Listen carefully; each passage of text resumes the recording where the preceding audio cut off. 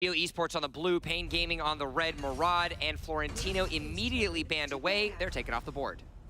Gone. Same as last game. I bet this Elsu doesn't come through again because GeO no longer feel confident they can play it. I think it was fine. I think that Menga... I really didn't Menga has played good Elsu in the past. Yeah, but there he played garbage Elsu. He did 28% of the team's damage in a really long game. That was not a great showing. No, honestly, his team died so fast he couldn't get any damage in. That was the issue. His team died in an instant. He couldn't do anything about it. Well, we're not going to get an opportunity to see that. Elsu and Richter were the final two bans for Pain Gaming. Annette and Liliana taken away, which means Sephira is on the board, locked in for GeO. That's good if they want to start building a team fight composition like we've been asking them to. Pain Gaming respond to a predicted dive team fight comp. That's why they go for the Wonder Woman side, why they go for the Mina. Both those characters are good at stalling out pressure. I think GeO might actually go for an additional mage here, and not to put Sephira on support. They put Sephira in the Abyssal lane in the past. Also have to remember, Ryoma is available if GeO Esports wants to decide to take that. Thane now, they decide to take away, and the Ryoma getting put into their hands. I was real sure this was going to be a crash ban. Because... Ooh! Immediate Valheim locked in. Alistar as well. Oh my goodness. You want to change the pace. They're going all of the CC jump. All of the CC. They're predicting so much dive from GeO, but the problem is I haven't seen any yet. Yeah, that's the great part. You can essentially... They can just go Violet now. You can flex play from distance. Just don't even deal with it. Well, that's not... I don't... All right, minus the Sephira, I'm getting Season 2 lookbacks here. Max and Violet are locked in now, which means going to be a Violet in the jungle, and a Yorn seems to be the final pickup here for Pain Gaming. I won't talk until it's locked in, but...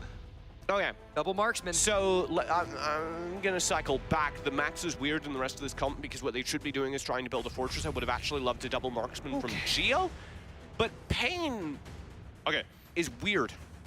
Okay, I've said this in the past. If you're going to pick a Valheim, put him in the Darkslayer lane, because that is the value. Yeah, that is the value of a Valheim, is you're able to duel this in is them. jungle Yorn. Hello, Angra.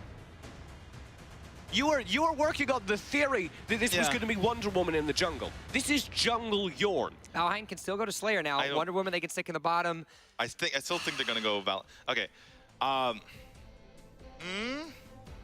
Solid. You know, any more thoughts? They picked Yorn after Max was picked. So there is the possibility though of what Yorn in the jungle does create for them, because there's a Violet. They have the death.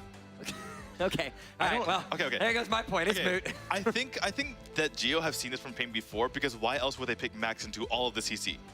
The reason, they're probably they're definitely going for some sort of backline damage, and that's why we need the Max. It was so weird that they picked the Max, but now it makes sense. It must be something they played in scripts. They've definitely seen this from Pain Gaming before. So that then begs the question: why are they scared of it? Did this work in scrims? It must have. Just all the CC, and Yorn does all the damage. Okay, so Yorn does a lot of damage if he's protected for forever. I'm legitimately a little bit upset right now. Is there It's so weird, but it might work. Is there any warrant though of GeO taking the Max away purely based on the fact that they lost to them in the last game? Is it Is it purely a denial opportunity for them? Because that has to be a consideration. Yeah, you're right. There is an option. They did pick Violet. We want to think that in a lot of ways they could be like a hidden strategy, but it could just be GeO being afraid of that Max and what Dalandone was able to do it in game number 1. We will have to find out now in game number 2. Already. Manafreeze! You gotta get out of there! He barely does so. ZRK actually finds significant damage in response. That one was extremely low too, only his passive keeping him up. Manafreeze! He's barely alive! Hellwind will go in. Manafreeze escapes narrowly with his life. White's still on full HP, and he'll go in for the Sage Golem. Daledone wants to cycle round and respond, but I don't think he can. Lycan was extremely low as well. So too was Manga. What is happening, TJ? We are back to LATAM. Last game, there wasn't enough fights. It was so calm. Yeah, I was so upset. Nothing was happening. I was like, where'd my LATAM boys go? They're back. All right. Okay, so while we have a momentary reprieve, though I'm sure it won't last long, would you mind explaining why Jungle Yorn isn't a thing? Jungle Yorn isn't a thing because, first of all, he can't clear the jungle fast enough. Second of all, once you get out of the jungle, there's no way to really gank at all because he doesn't have the ability to just jump on someone. He's and too get the slow. kill. He doesn't have even burst mobility. Oh! That was a good lasso. Lycan takes the opportunity to try and brawl, but Angra comes through for the kill. Right, he was just trying to get as much damage as possible while he was going to die. If I die, I'm gonna do a little bit more damage to you. But hold the phone. We're living in LATAM land. The potential upsides of I did it again. walk into the Alistair magic barrier. Sorry. For those of you just joining for LATAM, we talked about this in the EU region where people just walk into magic barriers because fun. They're just on the ground, and people seem to think they're like there's moving walkways in airports. Yeah, that's what you walk on, obviously. Anyway, I'd like to talk about Angra on the Yorn, because if it does work, what this offers as an opportunity is actually insanely bursty damage, because the Scorching Winds would allow the Yorn to be so powerful. it really would. I was just watching Mana Frieza go down, and that was literally surrounded in a perfect triangle, a perfect square, excuse me, by 4 heroes. It's like they were summoning something. Exactly. But it was only death. Yeah. 1-1 the kills. GeO and Pain tied up in a bloody game 2 already. Down bottom, you can see Angra rotating here. To his credit, building up a lot of gold. Already got a kill. Now, though, he will be tested. Elwin comes through on the side flank, does push him forward with the Avalon's Fury for the double stun. Deldon's just bailed, but Angra, he stands in their midst and almost gets the kills. It's only the tides of life. Now, though, the Max is coming in as fast as he can across the map. He's committing. He's committing. Deldon, you're gone. Lycan stays there underneath the tower, and Elwin pushes them all further forward. Lycan stays alive. GeO Esports have got the kills! What is this game? GeO, what are you? We said, GeO, take more team fights. They are! I have no analysis, TJ. They just jumped in and they just jumped on their faces. Because they love to fight. They love to fight. That's my analysis. What is this? Lycan says to Deldon, this is how you play Max, by the way. You just jump behind towers because you can. Well, only when the rest of your team's there. That's the thing. We criticize so many teams for taking too many team fights. The reason it works for GeO is because they win all of them.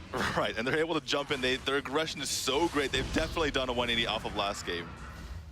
Well, the reason why I didn't like it, though, is because at first, is because Lycan actually had more gold than Dale did. So you're trading negatively. But if you're going to get every other kill there, then I guess it's fine.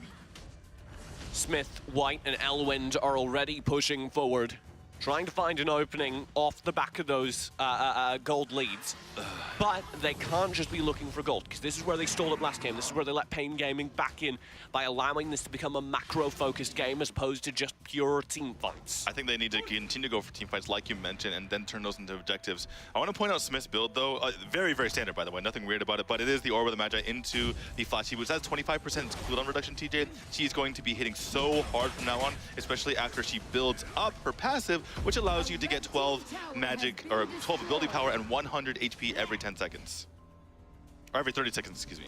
Tower for Abyssal trade does happen in the meantime. Pain Gaming do walk away with that Abyssal. Although, GeO Esports get a kill and a tower to their name. Tower down bottom will be grabbed here. I think Lycan, though, has an opportunity to dive Angra, and he'll take it right into the back lines. He's got Angra pinned down. There's the execute and the kill guaranteed. Mana Frieza can't get out either. It's a triple kill in the bottom lane. I talked about the weaknesses of Max. Those are the strengths, TJ. You cannot overextend against the Max. You will get punished, and punished did Pain get. So much value found from the static applied. Yeah, there's so much damage on the static shock, but the biggest thing is the liftoff. You can find them on the map, the global vision that you get from that. You can jump on them, you know exactly where they are, and they have nowhere to hide because you will hunt them down until they are hit by you. They're having to boost Angra in the jungle, pulling players out in order to make sure he can kill the jungle monsters in time, because it is still a really long clear. Exactly, it takes Yorn a while in order to clear it, and they're careful because GeO, they're so aggressive that they're afraid of GeO coming in and stealing away the camp, so they're gonna have to babysit this entire time. That means that they're not really holding onto the towers. But should Angra get fed, that is going to be a terrifying asset in the back line of Pain Gaming. Yeah, they're doing the right thing. Let's be clear here. They're not, even though they have to do it, they're doing the right thing for sure, because the alternative is he falls behind that farm, and they're never gonna win these team fights. Ever. Yeah, so but they might now because they're actually doing it. Nice. Yeah. So, GeO have actually started doing kind of the thing we criticized them for game 1. They've slowed down. Now they'll go in for another tower pressure fight in mid. But they abandoned it. Not really interested in taking it. This is GeO's weakness. They're great at taking team fights. They can take towers when no one's there. Oh, they baited Pain though. ZR can't caught out. Deldon will be the primary target. Good focus call again. Deldon, he doesn't have any defense yet. He only has the Phoenix here for heal. He has the Gilda Greaves for that magic defense as well, but nothing else. He might build into it now though. He may suddenly decide he needs it. Yeah. By the way, I want to talk about the Whispering Wind here for Yorn, going to build in the Scorching Wind. People may think, why do you need attack speed on Yorn if he just uses Fear Shot when he uses abilities? The reason why is because the Fear Shot actually fires faster, TJ, when you have better attack speed, so you don't have to stand there as long, which is very important for Yorn because you don't want to be standing there. More projectiles, his major source of damage happens quicker. Yep. That's the idea. Pain Gaming do start losing towers awfully quick, though it's going to be more and more difficult for Angora to get the stacks necessary to farm up that jungle item.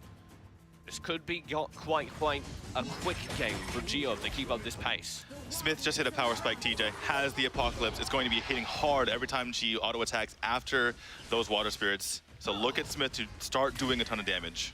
Elwind will need to back up in this fight. Smith really wants that Sage Golem. Yeah. Sephra is one of the most mana-hungry heroes in the game. Smith's like, I just want this Sage Golem. Just give it to me, please. Sage Golem? No. We'll go to Angora. You want it so bad. I have memories of you and I, especially when I'm in jungle and you're playing Sephra. You're like, give me your safe buff. Give it to me. I need it. I need it. It's really hard to play a mage like Sephra who's just constantly using mana and not have the Sage buff, but... Conversely, it feels so good to have the Sage buff. I was like, oh yes, give me the mana. Thank you. Darkslayer will be the focus here for GeO Esports. I will say I've bought 2 Pendants of Faith on Sephra in the past, just because That's absurd. Because I really didn't want to run out of mana. Pain Gaming do need to play pretty defensively across the map now. And Elwind is already going in. Angora's caught out. Manafreeze will find the response, though it's White. Pinned down. Deldon, he has the damage. That's the kill up to White. And GeO Esports may have suffered a grave blow. That was excellent by Manafreeze. They're finding out White on the side and making sure to pull him in with the Death Scythe. Very well done. But Pain Gaming have to do that multiple times to come back. That was beautiful, and it was Deldon actually managing to do a ton of damage. Yeah, Deldon does have the Blitz Blade, so he can stun. He can do it with the glaive, with the random nature of his passive. He can do any sorts of things when he attacks that quickly. He does have the Hyoga's Edge as well, which slows him down, made it harder for White to get out of there. And I think he's going into the Clava Sanctine now, so he's actually going to be doing a little bit more damage with those gloves. Will Smith get the Sage buff? Oh, he's pushing for it. He wants it so badly. He really desperately wants that Sage buff. Give me. Oh. Smith can't get it. Goes over, I think it was to Deldon this time. No, it was Angra. Is it Angra? Angra really needs mana too. You'd be surprised. Angra, Yorn's used mana a lot. But Pain Gaming do need to play some pretty hefty defense now, though. GeO have everything they need in the front lines. Angora will have the wave clear, though. That's actually quite formidable. yeah, they're doing a really good job clearing that way, but they can't get tagged by any of these tactical fires. I would just sit here with White and kill this tower. They're not doing anything else to take down the towers very well anyways. He might as well just sit here. White can do it. Tactical fire outranges the tower itself, of course. This late in the game, he's not worried about mana, so he can just sit here and keep doing it until they challenge him. Yeah, just do it. I mean, TJ, we talked about it. We're sitting here looking at the blue buff. Oh, never mind. Manafreeze tries. He'll flicker out. King's Glory goes wide. The tower itself should fall off of that. Yeah, and they might go for this next tower too as well. Because the Darkslayer is out, they have these buff minions. They can just kind of sit here and know that the top tower will be pushing upon. Top lane Drake, like you say, buffing all the minions across the map. High ground towers are exposed in all three lanes. I like this positioning. I think they could still stand in the middle, TJ. I think they can still push this high mid-ground tower. Obviously, they have Lycan in the bottom lane just pushing that out. He's standing in the safe place in those bushes so that no one can catch him out. One of the major weaknesses of Max is that you can jump to anyone else, but if you're caught out, then you're basically dead. So I like him being safe here, but GeO needs to start taking these towers. And Pain need to kill this Drake. They do have a formidable wave clear, but if they can't kill the Drake itself, it's not worth it.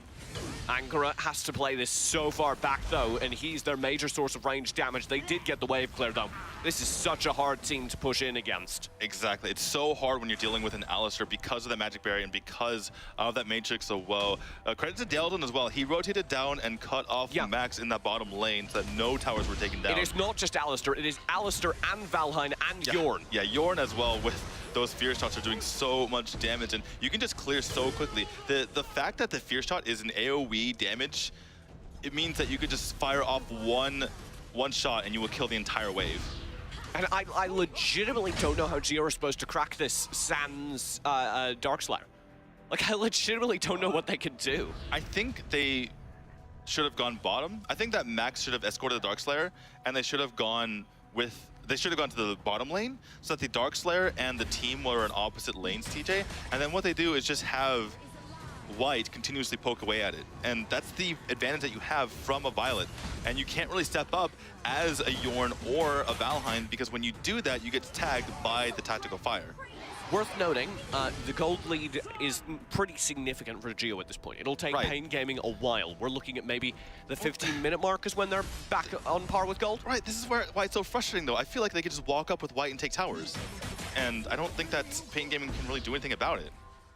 I'd like to call out Angara, actually. He swapped away his Scorching Wind. Interesting. He's traded it out from Mr. Stabby. So with the last patch, because the stacks stick with you, even if you sell your item, all the stacks that you had previously will go to that. So now that he can buy Mr. Stabby and immediately get the damage with it. Oh! He's taking damage, though. Big poke onto him. The tower up top will finally fall as a result. White can just take these towers without minions, TJ. I think they just do that. Who cares about minions? They have to keep White safe. So far, that's been relatively easy. Whether or not that will continue to be the case is up for grabs. Deldon certainly is, I think, kind of the forefront of that. If he lands a major stun onto White, it's over. But for now, there's the Abyssal buff against them. And that is so difficult to deal with. There's the lift up spent, a big engage through Angara. In trouble in the back lines. He'll be able to disengage. ZRK dives the front lines in the meantime. GeO Esports hold strong, but they're all so low. Like it finally falls. Pain Gaming, they've all got slivers of HP, Daniel, but it does not matter. They're healed up, and they've traded 1 for 1. Now they go back in trying to hold the lane, and I think they've got enough. There's low enough HPs. GeO just need to drift back. Lycan was a hero in that fight, TJ. While he was in the back lanes, it was Mana Frieze pulling in White. They would have gotten the kill on him if it weren't for the entire team being distracted by Lycan and the fact that the Tidal Life came in to heal up White. He was a hero there. Pain are going for this. They want the brawl, and GeO say, no, you do not. They're slaughtered on the push. King Glory as well. Deldon's gone. It's 2 more kills as Deldon actually manages to slip away until Elwind catches up himself. There's the respawn from Blade. He gets 1. Smith's gone permanently. That gets dangerous. Actually very dangerous as Mankey's pulled in by ZRK. This means ZRK has an opportunity to hold. The Max has arrived though, and Lycan makes it so dangerous. He'll kite them back underneath the core tower. He himself does finally fall, and GeO Esports take game 2, putting us at a tie game.